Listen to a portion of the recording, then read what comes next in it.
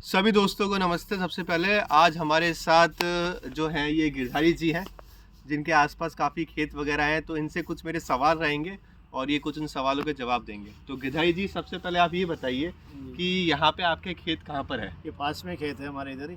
अच्छा, वहीं देख देख करते हैं खेत की गेहूँ वगैरह वो रखे हैं वहाँ पर। गेहूँ वगैरह बो रखे हैं आपने, है ना? हाँ। और गिरधारी जी, एक बार सब कैमरा घुमा के दिखाओ, आसपास के पेड़ पौधे दिखाओ।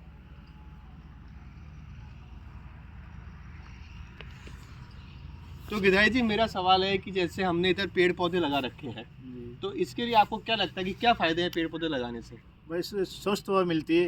अच्छा। भाई जैसे जानवर अपना को स्वस्थ हवा मिले, जैसे आपके फार्म में स्वस्थ हवा आएगी, ठंड की हवा आएगी, साफ आएगी, छाया मिलेगी, वातावरण अच्छा रहता है इससे। नहीं, कुछ लोग ऐसा कहते हैं कि जो पोल्ट्री फार्मर्स वगैरह है ना, हाँ। वो पेड़ पौधे काटते हैं। नहीं नहीं नहीं, इससे अच्छी हवा मिलती है, प्रदूषण भी अच्छा रहता है यहाँ का।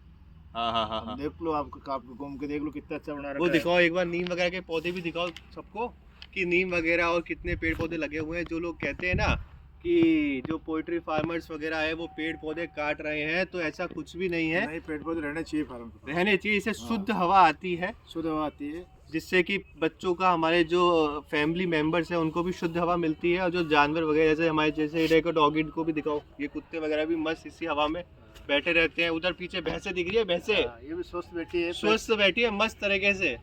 भैंसे भी बैठी रहती है, इनको भी अच्छी हवा मिलती है। तो जितने भी फार्मर होते हैं ना, वो अच्छे खासे पेड़ पौधे लगाते हैं ताकि शुद्ध हवा आती है, ताकि उनको भी शुद्ध हवा मिले, साथ में उनके जो जानवर जो रहते हैं फार्म पे उनको भी शुद्ध हवा मिले। क्योंकि हमारे जो गिरधारी जी है बहुत बार आते हैं हमारे फार्म पे, तो देखते ही रहते हैं कि हम किस तरह से चिकन वगैरह या मुर्गों की पोल्ट्री फार्मिंग करते हैं। और गिरधारी जी, एक सवाल और है मेरा कि जैसे कुछ लोग बोलते हैं कि फार्म वगैरह पे बदबू बहुत आती है। नहीं नहीं नहीं, आपके तो बिल्कुल नहीं है। आप घूम के देख लो, एक भी बदबू नहीं है। आराम से आदमी रोटी खा सकता है, यहाँ तो कोई दिक्कत ही नहीं है। खाना वाना खा सकता है, बैठ के अंदर सो भी सकते हैं फार्म के अंदर, आपके अंदर। हाँ, जैसे हमारे एक आदमी तो नंबर- रात को सोते ही हैं अंदर। हाँ। एक बार हम आपको फार्म दिखाते हैं, जैसे कि हमारे जो बच्चे हैं वो तो उठ गए हैं, हाँ। तो एक बार साफ सफाई भी दिखाएंगे कि भाई साफ सफाई हमारे किस लेवल पे चलती है। जो लोग बोलते हैं ना गंदगी में नहीं, मुर्गा नहीं, पलता है, तो उनको भी पता चलेगा कि भाई गंदगी में मुर्गा पल भी सकता है या नहीं पल सकता है। ये सिर्फ अफवाह है। लो आओ गिरधारी जी, आओ। एक नंबर की साफ सफाई है, आप घूम के देख लो। लो, अब एक तो सबसे पहले तो लो आगे, लो कैमरा आगे, चलो। भाई सबसे पहले तो ये बर्तन दिखाओ, जो बर्तन की सफाई होगी। अभी बर्तन इधर सारे इकट्ठे कर दिए गए हैं। ये सारे दाने के बर्तन है, ये बर्तन सब धुलेंगे। अब सैनिटाइज होगा, सारा प्रॉपर सैनिटाइजिंग का काम होगा। ये हो गए अपने पीछे छोटे बच्चों के बर्तन हो गए, ये सब धुलेंगे। ये शीटें दिखाओ, ये शीटें सब धुलेगी।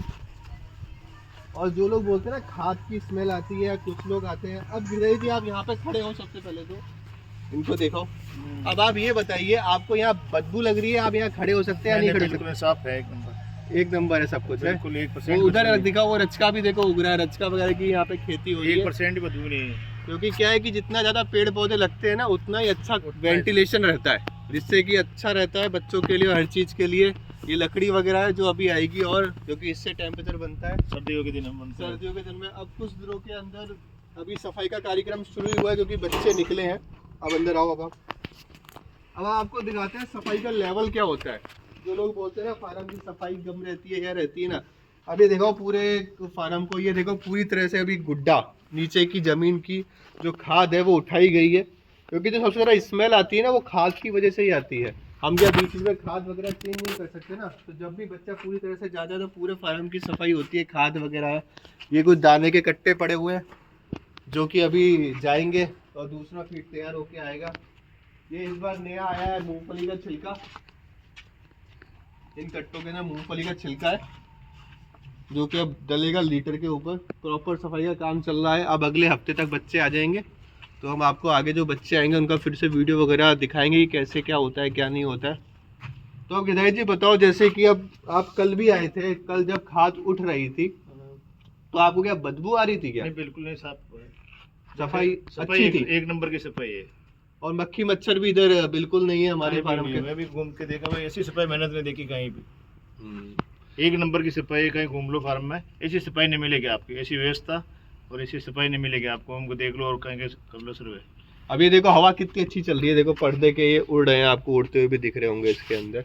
ये हवा इसलिए ज़्यादा अच्छी रहती है क्योंकि इधर पेड़ पौधे हमने बहुत लगा रखे हैं, और हर पोल्ट्री फार्मर बहुत पेड़ पौधे लगाता है। ये जितनी अफवाह है ना कि फार्मों के आसपास जो फार्म पे जो पोल्ट्री फार्मर खेती करता है, जंगल काट काट के खेती कर रहा है या इन्वायरमेंट का पॉल्यूशन कर रहा है, उन होशियारों के ऊपर भी मैं जल्दी वीडियो बनाऊंगा कि किसने ये शब्द बोले हैं, क्योंकि उन शब्दों को उनको भी सही करना पड़ेगा ना कि आपने बोला क्या है। आपने बोला है ना कि जो चिकन वगैरह तैयार होते हैं इससे इन्वायरमेंट पॉल्यूशन होता है, या फार्मर जंगल काट काट के पोल्ट्री फार्म बना रहा है या खेती कर रहा है, तो उसको आपको थोड़ा प्रूफ देना पड़ेगा कि भाई आपने कहाँ देखा है। क्योंकि जो हमने देखा है उस हिसाब से हमें लीगल रजिस्ट्री करानी पड़ती है ज़मीन वगैरह लेने के लिए, और सारे डॉक्यूमेंट तैयार होते हैं तभी फार्मर पोल्ट्री फार्म खोल सकता है या खेती करना पड़ता है। मैं तो कई केसों में ऐसा देखा है कि हमें सरपंच से एनओसी लेनी पड़ती है और सरपंच साहब 50-50 हज़ार रुपये लेते हैं एक एनओसी देने के। तो अब किसी महान आदमी ने बोला है तो शायद उसे लगता होगा कि ऐसा हुआ होगा कि जंगल काट के खेती हो रही है। तो उस पर मैं जल्दी वीडियो बनाऊंगा। Thank you so much.